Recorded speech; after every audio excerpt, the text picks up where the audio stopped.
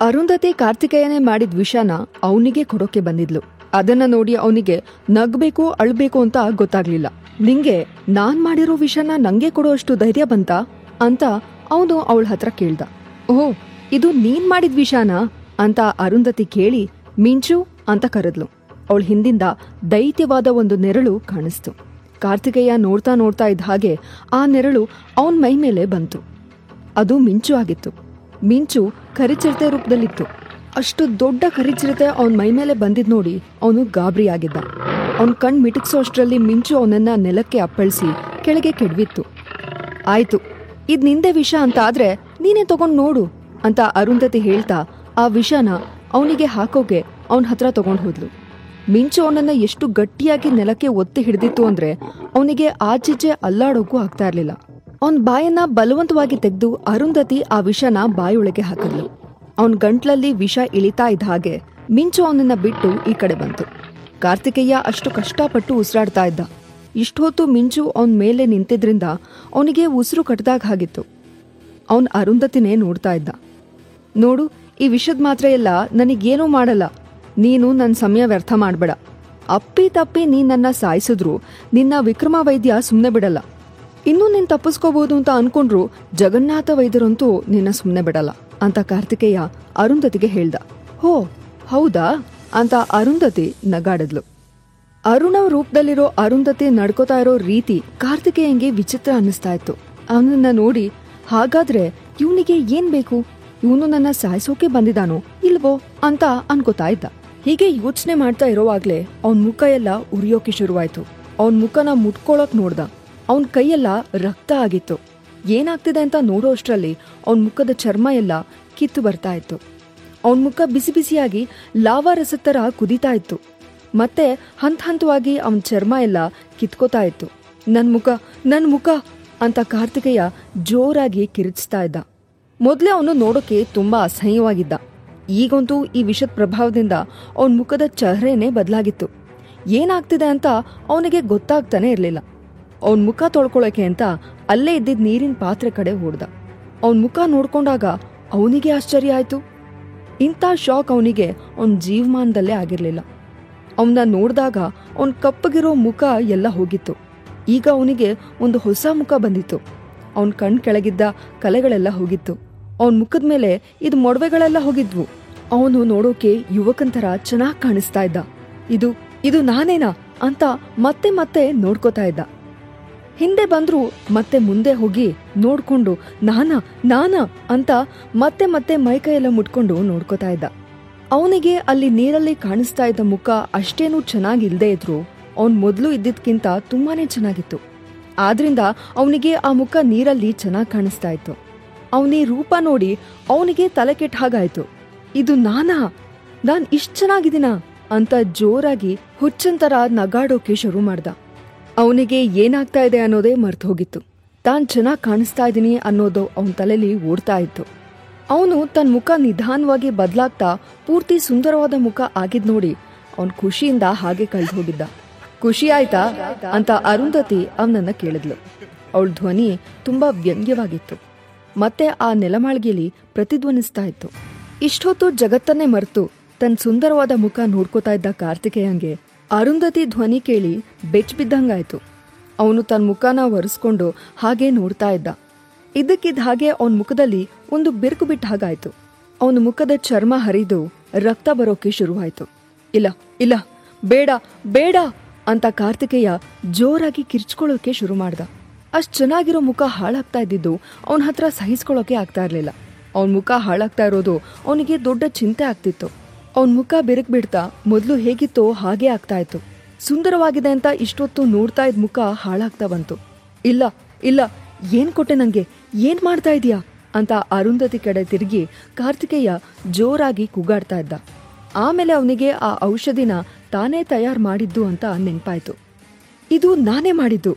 ಇದು ಮೂಳೆ ಕೊಳೆಯೋ ವಿಷ. ಇದ್ರಿಂದ ನಂಗ್ಯಾಕೆ ಹೀಗಾಗ್ತಾ ಇದೆ ಅಂತ ಕಾರ್ತಿಕೇಯ ಕೂಗೋಕೆ ಶುರು ಮಾಡ್ದ. ನೀನೇ ಮಾಡಿದ್ದು ಅಂತ ಅಲ್ವಾ ಹೇಳಿದ್ದು? ಹಾಗಾದ್ರೆ ಇದ್ರ ಬಗ್ಗೆ ನಿಂಗೆ ಗೊತ್ತಿರ್ಬೇಕು, ನನ್ನನ್ನೇನ್ ಕೇಳ್ತೀಯಾ ಅಂತ ಅರುಂಧತಿ ಕೇಳಿದ್ಲು. ಕಾರ್ತಿಕೇಯಂಗೆ ಏನ್ ಹೇಳ್ಬೇಕು ಅಂತಾನೆ ಗೊತ್ತಾಗ್ಲಿಲ್ಲ. ಅವನಿಗೆ ಅವಳು ಕೊಟ್ಟಿದ್ ಮಾತ್ರೆ ಅವನ್ ತಯಾರಿಸಿದ ವಿಷದ ಮಾತ್ರೆ ತರಾನೇ ಇತ್ತು. ಅದರ ವಾಸನೆ ಬಣ್ಣ ಕೂಡ ಹಾಗೇ ಇತ್ತು. ಆದ್ರೆ ಏನಾಗ್ತಾ ಇದೆ ಅಂತ ಮಾತ್ರ ಗೊತ್ತಾಗ್ತಾ ಇರ್ಲಿಲ್ಲ. ಇಲ್ಲ ಇಲ್ಲ, ನಾನ್ ಮಾಡಿದ ವಿಷ ಹೀಗೆಲ್ಲ ಕೆಲಸ ಮಾಡಲ್ಲ. ಏನಾಗ್ತಿದೆ? ನೀನೇನ್ ವಿಷ ಕೊಟ್ಟಿದ್ಯಾ ನಂಗೆ? ನನ್ ಮುಖ ಚೆನ್ನಾಗಾಗಿತ್ತು, ಈಗ ಮತ್ತೆ ಹಾಳಾಗ್ತಾ ಇದೆ. ನಂಗೆ ನನ್ ಮುಖ ವಾಪಸ್ ಬೇಕು ಅಂತ ಕೂಗಾಡ್ತಾ ಇದ್ದ ಕಾರ್ತಿಕೇಯ. ಆಗ ಅರುಂಧತಿ, ಇರು ಜಾಸ್ತಿ ಕಿರ್ಚಾಡ್ಬೇಡ, ನಾನಿಗೆ ಕೊಟ್ಟಿದ್ದು ಸೌಂದರ್ಯ ಭ್ರಮೆ ಔಷಧ ಅಂತ ಹೇಳಿದ್ಲು. ಏನು ಸೌಂದರ್ಯ ಭ್ರಮೆ? ಏನ್ ಹೇಳ್ತಾ ಇದೀಯಾ ಅಂತ ಕಾರ್ತಿಕೇಯ ಕೇಳ್ದ. ಅವನು ಆ ಹೆಸರು ಕೇಳಿದ್ದು ಇದೇ ಮೊದಲು. ನಾನಿಂಗ್ ಕೊಟ್ಟಿದ್ ಮಾತ್ರೆ ಹೆಸರು ಸೌಂದರ್ಯ ಭ್ರಮೆ. ನೀನು ಎಷ್ಟೇ ಕೆಟ್ಟದಾಗಿರೋ ಈ ಮಾತ್ರೆ ತಗೊಂಡ್ರೆ ನೀನು ಸುಂದರವಾಗಿ ಕಾಣ್ತೀಯ ಅಂತ ಅರುಂಧತಿ ಹೇಳಿದ್ಲು. ಆದ್ರೆ ಒಂದೇ ಒಂದ್ ಸಮಸ್ಯೆ ಅಂತ ಕೂಡ ಹೇಳಿದ್ಲು. ಏನ್ ಸಮಸ್ಯೆ ಅಂತ ಕಾರ್ತಿಕೇಯ ಕೇಳ್ದ. ನಿನ್ ಸೌಂದರ್ಯ ಸ್ವಲ್ಪ ಹೊತ್ತು ಮಾತ್ರ ಇರುತ್ತೆ ಅಂತ ಹೇಳಿದ್ಲು. ಕಾರ್ತಿಕೇಯಂಗೆ ಅರುಂಧತಿ ಮಾತನ್ನ ನಂಬೋಕೆ ಆಗ್ತಾ ಇರ್ಲಿಲ್ಲ. ಅವನ್ ಹಾಗೇನೆ ಅವಳ ಮುಖನ ನೋಡ್ತಾ ಇದ್ದ. ಅವನು ಅದನ್ನ ಮೂಳೆ ಕೊಳೆಯೋ ವಿಷ ಅಂತ ಅನ್ಕೊಂಡಿದ್ದ. ಆದ್ರೆ ಅದು ಇನ್ನೇನೋ ಆಗಿತ್ತು. ಅದೇನೋ ಸೌಂದರ್ಯ ಭ್ರಮೆ ಅಂತೆ. ಅವನು ಈ ಹೆಸರನ್ನ ಯಾವತ್ತೂ ಕೇಳೇ ಇರಲಿಲ್ಲ. ಈ ಸೌಂದರ್ಯ ಭ್ರಮೆಗಿಂತ ಸಾವೇ ಒಳ್ಳೇದಾಗಿತ್ತು ಅಂತ ಅವನು ಅನ್ಕೋತಾ ಇದ್ದ. ನೋಡು, ಹಾಗೆಲ್ಲ ಮಾಡ್ಬೇಡ, ನನ್ ಮುಖನ ವಾಪಸ್ ಕೊಡು ಅಂತ ಕಾರ್ತಿಕೇಯ ಕೇಳ್ದ. ಇನ್ನೂ ಹೆಚ್ಚು ಹೆಚ್ಚು ಅವನ ಮುಖ ನೋವಾಗ್ತಾ ಇತ್ತು. ಅದು ಸ್ವಲ್ಪ ಹೊತ್ತಿನ ತನಕ ಚೆನ್ನಾಗಿರ್ತಿತ್ತು. ಆಮೇಲೆ ಮತ್ತೆ ಚರ್ಮ ಎಲ್ಲ ಕಿತ್ತು ಹಾಳಾಗ್ತಾ ಇತ್ತು. ಅವನಿಗೆ ನೋವಂತೂ ತಡ್ಕೊಳ್ಳೋಕೆ ಆಗ್ತಾ ಇರ್ಲಿಲ್ಲ. ನಿಂಗೆ ಏನ್ ಬೇಕೋ ಅದನ್ನ ನಾನು ಕೊಡ್ತೀನಿ, ನನ್ನ ಬಿಟ್ಬಿಡು ಅಂತ ಕಾರ್ತಿಕೇಯ ಹೇಳ್ದ. ಅವನಿಗೆ ಇಷ್ಟು ವರ್ಷ ಇದ್ದ ರೂಪ ಶಾಪವಾಗಿ ಅನ್ನಿಸ್ತಾ ಇತ್ತು. ಈಗ ಇದ್ದಕ್ಕಿದ್ದ ಹಾಗೆ ಸುಂದರವಾದ ಮುಖ ಪಡ್ಕೊಂಡು ಅದು ಮತ್ತೆ ನಾಶ ಆಗಿ ಹೋಗಿದ್ದು ಅವನನ್ನ ಹುಚ್ಚನನ್ನಾಗಿ ಮಾಡ್ತಿತ್ತು. ಸರಿ, ನಿಂಗೆ ಯಾವ ಮುಖ ಬೇಕು, ಮೊದ್ಲಿಂದೋ ಅಥವಾ ಇವಾಗಿಂದೋ ಅಂತ ಅರುಂಧತಿ ನಗ್ತಾ ಕೇಳಿದ್ಲು. ಅದಕ್ಕೆ ಅವನು, ಈಗ ತಾನೇ ನಾನು ನೋಡಿದ್ನಲ್ಲ, ಅದೇ ಸುಂದರವಾದ ಮುಖ, ಅದು ಬೇಕು ಅಂತ ಕೇಳ್ದ. ಅದು ನಿನ್ ಮುಖ ಅಲ್ವಲ್ಲ, ಅದು ನಿನ್ ಭ್ರಮೆ ಅಷ್ಟೇ ಅಂತ ಅರುಂಧತಿ ಹೇಳಿದ್ಲು. ಇಲ್ಲ ಇಲ್ಲ ಇಲ್ಲ, ಅದು ನನ್ ಮುಖ, ನನಗೆ ಆ ಮುಖಾನೇ ಬೇಕು, ದಯವಿಟ್ಟು ಅದನ್ನ ಕೊಟ್ಬಿಡು, ನಿಂಗೆ ಏನ್ ಬೇಕಾದ್ರೂ ಕೊಡ್ತೀನಿ ಅಂತ ಕಾರ್ತಿಕೇಯ ಹೇಳ್ದ. ನೀನ್ ಏನ್ ಹೇಳಿದ್ರೂ ಮಾಡ್ತೀನಿ, ದಯವಿಟ್ಟು ಕೊಟ್ಬಿಡು ಅಂತ ಕಾರ್ತಿಕೇಯ ಕಣ್ಣಲ್ಲೆಲ್ಲ ನೀರ್ ತುಂಬಿಕೊಂಡು ಕೇಳ್ತಾ ಇದ್ದ. ಆಮೇಲೆ ಕಾರ್ತಿಕೇಯ ನೆಲದ ಮೇಲೆ ಬಿದ್ದು ಉರುಳಾಡ್ತಾ ಚಿಕ್ಕ ಮಕ್ಳ ತರ ಹಠ ಮಾಡೋಕೆ ಶುರು ಮಾಡ್ದ. ಅರುಂಧತಿ ಅವನ ಕಡೆ ಗಮನ ಕೊಡದೆ ಬಿಂದುಸಾರನ್ ಹತ್ರ ಹೋದ್ಲು. ಅವನಿಗೆ ಒಂದ್ ಬಾಟ್ಲಿಯಿಂದ ಔಷಧಿ ಕೊಟ್ಟು ಇದನ್ನ ಕುಡಿ ಅಂತ ಹೇಳಿದ್ಲು. ಅವನು ಒಂದು ಮಾತು ಏನು ಎತ್ತ ಅಂತ ಕೇಳ್ದೆ ಅದನ್ನ ಕುಡ್ದ್ಬಿಟ್ಟ. ಆಮೇಲೆ ಅರುಂಧತಿ ಇಂದುಮಿತ್ರನ್ ಕಡೆ ತಿರುಗಿ, ಎಷ್ಟೊತ್ತು ಅಂತ ಅಲ್ಲೇ ಇರ್ತೀಯಾ, ಬಾ ಕೆಳಗೆ ಅಂತ ಹೇಳಿದ್ಲು. ಅವನು ನಗಾಡ್ತಾ ಹಾರ್ಕೊಂಡು ಕೆಳಗಡೆ ಬಂದ. ಆನಂತರ ತನ್ನ ಮೈಕೈ ಲಟ್ಕೆ ಎಲ್ಲ ಮುರಿದು ಸರಿ ಮಾಡ್ಕೊಂಡ. ಅಷ್ಟೊತ್ತು ರಕ್ತ ಸುರಿಸ್ಕೊಂಡು ನೇತಾಡ್ತಾ ಇದ್ದಿದ್ದೇ ಸುಳ್ಳು ಅನ್ನೋ ಹಾಗೆ ಆರಾಮಾಗಿ ಇದ್ದ ಇಂದುಮಿತ್ರ. ಅರುಂಧತಿ ಅವನ ಕಡೆನೂ ಒಂದ್ ಬಾಟ್ಲಿನ ಎಸ್ದು, ತಗೋ ಇದನ್ನ ಕುಡಿ ಅಂತ ಹೇಳಿದ್ಲು. ಅವನು ಅದನ್ನ ತಗೊಂಡ ತಕ್ಷಣ ಗಟಗಟ ಅಂತ ಕುಡಿಯೋಕೆ ಶುರು ಮಾಡ್ದ. ಆನಂತರ ಬಂದು, ಧನ್ಯವಾದ ಅರುಂಧತಿ ಅಂತ ಅಂದ. ಅದನ್ನ ಕುಡಿತಾ ಇದ್ದ ಹಾಗೆ ಅವ್ರ ಮೈಯಲ್ಲಿದ್ದ ವಿಷ ಎಲ್ಲ ಹೊರಟೋಯ್ತು. ಕಾರ್ತಿಕೇಯ ಇನ್ನೂ ನೆಲದ ಮೇಲೆ ಬಿದ್ದಿದ್ದ. ಅವನಿಗೆ ತುಂಬಾ ನೋವಾಗ್ತಾ ಇತ್ತು. ಅದೂ ಅಲ್ಲದೆ ಬಿಂದುಸಾರ ಮತ್ತೆ ಇಂದುಮಿತ್ರ ತಾನ್ ಕೊಟ್ಟಿದ್ದ ಅಷ್ಟು ಘೋರವಾದ ಔಷಧ ಕುಡಿದು ಮತ್ತೆ ಈಗ ಸರಿಯಾಗಿದ್ದನ್ನ ನೋಡಿ ಅವನಿಗೆ ಶಾಕ್ ಆಗಿತ್ತು. ಕಾರ್ತಿಕೇಯಂಗೆ ನೋವು, ಆಶ್ಚರ್ಯ ಎಲ್ಲ ಒಟ್ಟೊಟ್ಟಿಗೆ ಆಗಿ ಅವನ್ ಬಾಯಿಂದ ರಕ್ತ ಬರೋಕೆ ಶುರುವಾಯ್ತು. ಗಂಟ್ಲು ಹಿಡ್ಕೊಂಡು ಉಸಿರಾಡೋಕು ಕಷ್ಟಪಡ್ತಾ ಇದ್ದ. ಅವ್ರ 3 ಜನ ಮಾತ್ರ ಏನೂ ಆಗೇ ಇಲ್ಲ ಅನ್ನೋ ಥರ ಅವನು ಒದ್ದಾಡೋದನ್ನ ನೋಡ್ತಾ ನಿಂತಿದ್ರು. ನಿಧಾನವಾಗಿ ಕಾರ್ತಿಕೇಯ ಸಾಯ್ತಾ ಇದ್ದ. ಕೊನೆ ಕ್ಷಣದವರೆಗೂ ಅವನ ಕಣ್ಣಲ್ಲಿ ದುಃಖ, ಬೇಜಾರು ಎಲ್ಲಾನು ಕಾಣಿಸ್ತಾ ಇತ್ತು. ಮುಖ್ಯವಾಗಿ ಇಷ್ಟು ದಿನ ಅನ್ಕೊಂಡಿದ್ ಕನ್ಸೆಲ್ಲ ನುಚ್ಚು ನೂರಾಗಿ ಅವಮಾನ ಆಗಿತ್ತು. ನಾನ್ ನೋಡೋಕೆ ಚೆನ್ನಾಗಿಲ್ಲ ಅನ್ನೋ ಬೇಜಾರು ಅವನನ್ನ ಜೀವಮಾನ ಇಡೀ ಕಾಡಿತ್ತು. ಅದಕ್ಕೋಸ್ಕರ ಅರುಂಧತಿ ಒಂದ್ ಅವಕಾಶ ಮಾಡ್ಕೊಟ್ಟಿದ್ಲು. ಅವನ್ ಸಾಯೋಕ್ಕೂ ಮುಂಚೆ ಅವನು ಸುಂದರವಾಗಿ ಕಾಣೋ ಹಾಗೆ ಮಾಡಿದ್ಲು. ಆದ್ರೆ ಒಂದೇ ಕ್ಷಣಕ್ಕೆ ಅವನಿಂದ ಅದನ್ನ ಕಿತ್ಕೊಂಡಿದ್ಲು. ಅವನಿಗೆ ನರ್ಕದ ಅನುಭವ ಈ ಲೋಕದಲ್ಲೇ ಆಗ್ಬಿಟ್ಟಿತ್ತು. ಮಿಂಚು ಅವನ್ ಪಕ್ಕದಲ್ಲೇ ಕೂತ್ಕೊಂಡು ತನ್ನ ಪಂಜುಗಳನ್ನ ನೆಕ್ತಾ ಅವನ್ ಸಾಯೋದನ್ನೇ ನೋಡ್ತಾ ಇತ್ತು. ಅರುಂಧತಿ ತನ್ನ ಶತ್ರುಗಳು ಯಾವ್ದ್ರ ಬಗ್ಗೆ ಜಾಸ್ತಿ ಕುಚ್ಕೋತಾರೋ ಅದ್ರಿಂದಾನೇ ಅವರನ್ನ ಸಾಯಿಸ್ತಾ ಇದ್ಲು. ಇಷ್ಟೆಲ್ಲ ಯೋಚನೆ ಮಾಡೋಕೆ ಯಾವಾಗ ಕಲಿತ್ಲೋ ಅಂತ ಮಿಂಚು ಮನ್ಸಲ್ಲೇ ಅನ್ಕೋತಾ ಇತ್ತು. ಅವನ್ ಸತ್ತಿದಾನೆ ಅನ್ನೋದು ಖಚಿತಪಡಿಸ್ಕೊಂಡು ಬಿಂದುಸಾರ ಒಂದ್ಸಲ ನಿಟ್ಟುಸಿರು ಬಿಟ್ಟ. ಅರುಣವ್, ಅದೇನೋ ಸೌಂದರ್ಯ ಭ್ರಮೆ ಅಂತೆಲ್ಲ ಹೇಳಿದ್ಯಲ್ಲ, ಅದನ್ನ ನೀನೇ ಮಾಡಿದ್ದಲ್ವಾ? ಇಷ್ಟು ಭಯಾನಕವಾಗಿತ್ತು ಅಂತ ಅವನು ಹೇಳ್ದ. ಒಬ್ಬ ವ್ಯಕ್ತಿನ ಅಷ್ಟು ದೊಡ್ಡ ಭ್ರಮೆಗೆ ಹಾಕೋದು, ಅವನ ಮುಖ ಚೆಹರೆನ ಬದಲಾಯಿಸೋದು, ಆಮೇಲೆ ಅವನನ್ನ ಹಂತ ಹಂತವಾಗಿ ಸಾಯಿಸೋದು ಒಂಥರ ಕ್ರೂರವಾಗಿತ್ತು. ನಾನೇ ಮಾಡಿದ್ದು. ಇನ್ನೂ ಬೇಕಾ? ಇದೆ, ತಗೋತೀಯಾ ಅಥವಾ ಹೇಗಾಗತ್ತೆ ಅಂತ ನೋಡ್ತೀಯಾ ಅಂತ ಅರುಂಧತಿ ನಗ್ತಾ ಹೇಳಿದ್ಲು. ಬಿಂದುಸಾರ ಇಲ್ಲ ಇಲ್ಲ ಇಲ್ಲ ಅಂತ ಜೋರಾಗಿ ತಲೆ ಅಲ್ಲಾಡಿಸ್ದ.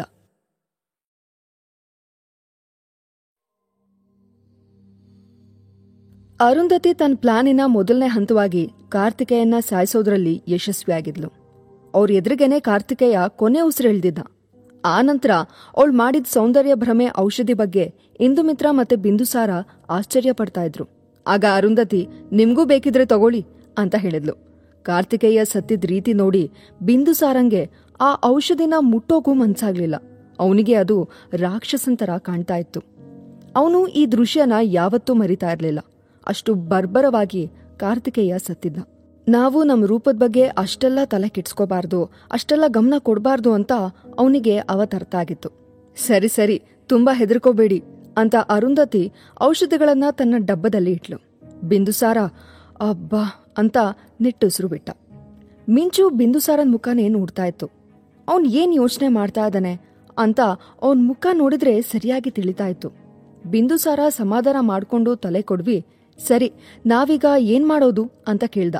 ಕಾರ್ತಿಕೇಯ ತನ್ನ ಲೋಕಕ್ಕೆ ಬೇರೆ ಯಾರನ್ನೂ ಬರೋದಕ್ಕೆ ಬಿಡಲ್ಲ. ಹಾಗಂತ ಅವನ್ ಪ್ರತಿದಿನ ತನ್ನ ಶಿಷ್ಯರ ಹತ್ರ ಮಾತಾಡೋದನ್ನು ಬಿಡಲ್ಲ. ಅವನು ಪ್ರತಿದಿನ ತನ್ನ ಶಿಷ್ಯರಿಗೆ ತನ್ನ ಮುಖನ ತೋರಿಸ್ತಿದ್ದ. ಈಗ ಅವನಿಲ್ಲ, ಅವನ್ ಭವನದಲ್ಲಿ ಅವನ್ ಕಾಣಿಸ್ತಾ ಇಲ್ಲ ಅಂದ್ರೆ ಅವನ್ ಶಿಷ್ಯರಿಗೆ ಆ ವಿಷಯ ಗೊತ್ತಾಗತ್ತೆ ಅಂತ ಇಂದುಮಿತ್ರ ಹೇಳ್ದ. ಇಲ್ಲಿವರೆಗೂ ಅವನಿಗೆ ಆ ವಿಷಯ ಸವಾಲು ಅಂತ ಅನ್ನಿಸ್ತಾ ಇರ್ಲಿಲ್ಲ. ಆದ್ರೆ ನಿಜವಾದ ಸವಾಲು ಈಗ ಶುರುವಾಗಿತ್ತು.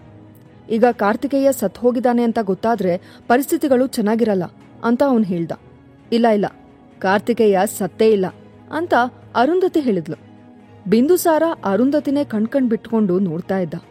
ಅವಳು ಏನ್ ಹೇಳ್ತಾ ಇದ್ದಾಳೆ, ಯಾಕೆ ಹೇಳ್ತಾ ಇದ್ದಾಳೆ ಅನ್ನೋದು ಒಂದು ಕೂಡ ಅವನಿಗೆ ಅರ್ಥ ಆಗ್ತಾ ಇರ್ಲಿಲ್ಲ. ನೆಲದ ಮೇಲೆ ಬಿದ್ದಿದ್ದ ಕಾರ್ತಿಕೇಯನ ಶವ ನೋಡ್ದ. ಈ ಶವ ಸತ್ತಿಲ್ವಾ ಅಂತ ಅವನ್ ಕೇಳ್ದ. ಇಲ್ಲ ಇಲ್ಲ, ಆ ಹೆಣಕ್ಕೆ ಜೀವ ಇಲ್ಲ, ಅವನು ಸತ್ ಹೋಗಿದ್ದಾನೆ ಅಂತ ಹೇಳಿದ್ಲು ಅರುಂಧತಿ.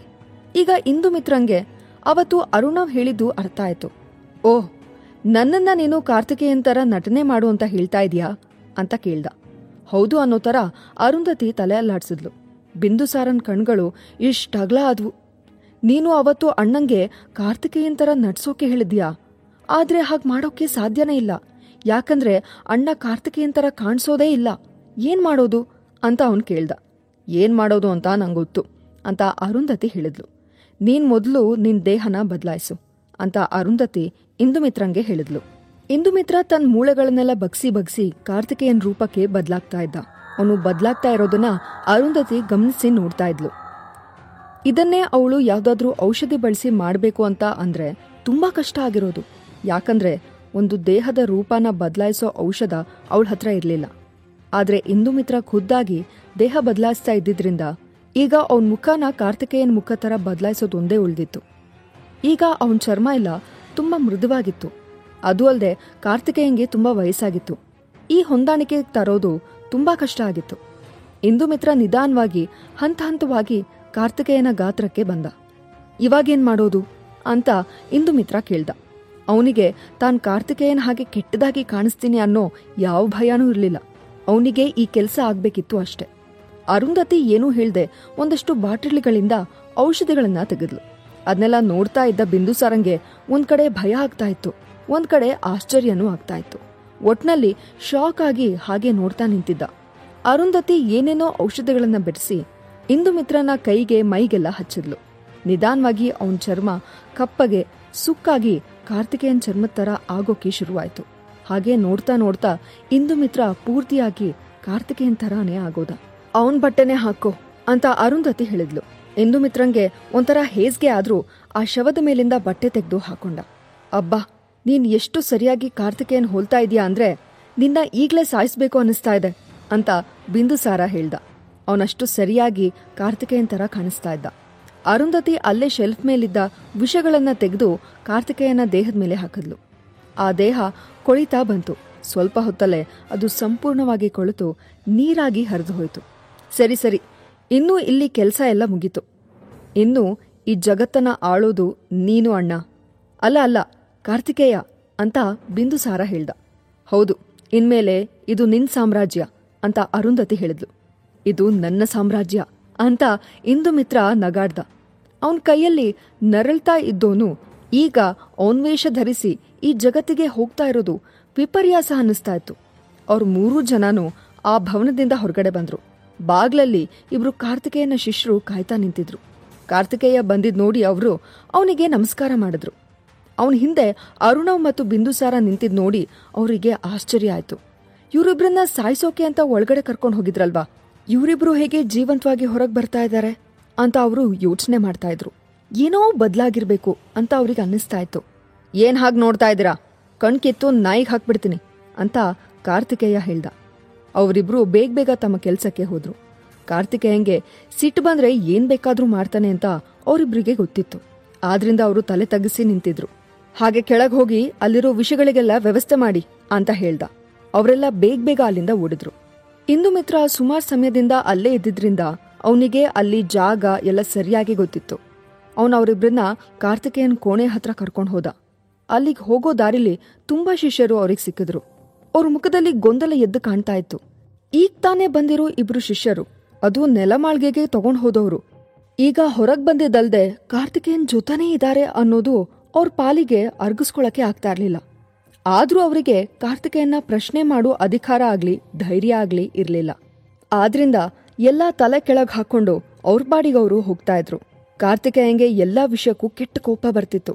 ಆದ್ರಿಂದ ಎಲ್ರೂ ಆದಷ್ಟು ಅವನಿಂದ ದೂರಾನೇ ಇರ್ತಾ ಇದ್ರು. ಅವನು ಜನರ ಜೊತೆ ಎಲ್ಲ ಅಷ್ಟೆಲ್ಲ ಸೇರ್ತಾ ಇರ್ಲಿಲ್ಲ. ದಿನ ಇಂತಿಷ್ಟು ಸಮಯ ಅಂತ ಅಷ್ಟೇ ನಿಗದಿಪಡಿಸಿದ್ದ. ಆಗ ಮಾತ್ರ ಹೊರಗ್ ಬಂದು ಒಂದಿಷ್ಟು ಮಾಹಿತಿ ತಗೊಂಡು ಒಂದಷ್ಟು ಆದೇಶ ಕೊಟ್ಟು ಹೋಗ್ತಿದ್ದ. ಆ ಸಮಯ ಬಿಟ್ಟು ಬೇರೆ ಸಮಯದಲ್ಲಿ ಅವನ ಜೊತೆ ಯಾರಾದ್ರೂ ಇರೋದು ಅವನಿಗೆ ಇಷ್ಟ ಆಗ್ತಾ ಇರ್ಲಿಲ್ಲ. ಈಗ ಅರುಣವ್ ಮತ್ತು ಬಿಂದುಸಾರ ಅವನ ಜೊತೆ ಇಷ್ಟೆಲ್ಲ ಹೊತ್ತು ಇದ್ದಿದ್ದು ಉಳಿದ ಎಲ್ರಿಗೂ ಆಶ್ಚರ್ಯ ಆಗ್ತಾ ಇರೋಕ್ಕೂ ಅದೇ ಕಾರಣ ಆಗಿತ್ತು. ಅಂತೂ ಅವರೆಲ್ಲರ ಕಣ್ಣಿಂದ ಹಾದು ಅರುಂಧತಿ, ಬಿಂದುಸಾರ, ಇಂದುಮಿತ್ರ ಕಾರ್ತಿಕೇಯನ್ ಕೋಣೆಗೆ ಬಂದಿದ್ರು. ಅವನ್ ಕೋಣೆ ಎದುರು ಕಾರಿಡಾರಲ್ಲಿ ಒಂದಿಷ್ಟು ಕೆಲಸದವರು ನೆಲ ಒರೆಸ್ತಾ ಇದ್ರು. ಅವರು ಇವ್ರು ಬಂದಿದ್ದನ್ನ ನೋಡ್ಲೇ ಇಲ್ಲ. ಅವ್ರ ಕಣ್ಣೆದುರು ಹೋಗಿ ನಿಂತ ಮೇಲೇನೆ ಅವರಿಗೆ ಇವ್ರಿದ್ದಾರೆ ಅನ್ನೋದು ಗೊತ್ತಾಗಿದ್ದು. ಆಮೇಲೆ ಅವರು ನಿಧಾನಕ್ಕೆ ತಲೆ ಎತ್ತಿದ್ರು. ಅವ್ರ ಮುಖ ನೋಡ್ತಾ ಇದ್ದ ಹಾಗೆ ಬಿಂದುಸಾರಂಗೆ ಒಂದ್ಸಲ ಉಸಿರು ನಿಂತಂಗಾಯ್ತು. ಅವ್ರ ಮುಖ ಅದನ್ನ ಮುಖ ಅನ್ನೋ ಹಾಗಿರ್ಲಿಲ್ಲ. ಚರ್ಮ ಎಲ್ಲ ಸುಟ್ಟು ಬೆಂದ ಹಾಗಿತ್ತು. ಅವ್ರ ತುಟಿಗಳನ್ನ ಒಂದಕ್ಕೊಂದು ಸೇರಿಸಿ ಹೊಲ್ದಿದ್ರು. ಕಣ್ಣು ಮೂಗು ಬಿಟ್ರೆ ಇನ್ಯಾವುದು ಹೇಗಿರ್ಬೇಕೋ ಹಾಗಿರ್ಲಿಲ್ಲ. ತಲೆಲಿ ಕೂದ್ಲಿರ್ಲಿಲ್ಲ. ಇವರು ಯಾರಿವರೆಲ್ಲ, ಯಾಕೆ ಹೀಗಿದ್ದಾರೆ, ಏನಾಗಿದೆ ಇವರಿಗೆ ಅಂತ ಬಿಂದುಸಾರ ಕೇಳ್ದ. ಇವರೆಲ್ಲ ಕಾರ್ತಿಕೇಯನ ಶಿಷ್ಯರಾಗೋಕೆ ಅಂತ ಬಂದವರು. ಆದ್ರೆ ಯಾವ್ದ್ಯಾವ್ದೋ ಕಾರಣಕ್ಕೆ ಅವನಿಗೆ ಇವ್ರ ಮೇಲೆ ಕೋಪ ಬಂದಿತ್ತು. ಆದ್ರಿಂದ ಇವರಿಗೆ ಶಿಕ್ಷೆ ಅಂತ ಇಂದುಮಿತ್ರ ಹೇಳ್ದ. ಅವನು ತನ್ನ ಮಾಮೂಲಿ ಧ್ವನಿಲ್ ಮಾತಾಡಿದ್ ನೋಡಿ ಅರುಂಧತೆ ಮತ್ತೆ ಬಿಂದುಸಾರ ಅವನಿಗೆ ಸುಮ್ನಿರು ಅಂತ ಸನ್ನೆ ಮಾಡಿದ್ರು. ಇಲ್ಲ ಇಲ್ಲ, ಇವರಿಗೆ ಕಿವಿನೂ ಕೇಳಲ್ಲ, ಮಾತೂ ಬರಲ್ಲ, ಕಣ್ಣು ಮಾತ್ರ ಕಾಣತ್ತೆ. ಆದ್ರೆ ಆ ಕಣ್ಣಿಗೆ ನಾನು ಕಾರ್ತಿಕೇಯನೇ ಅಂತ ಇಂದುಮಿತ್ರ ಹೇಳ್ದ.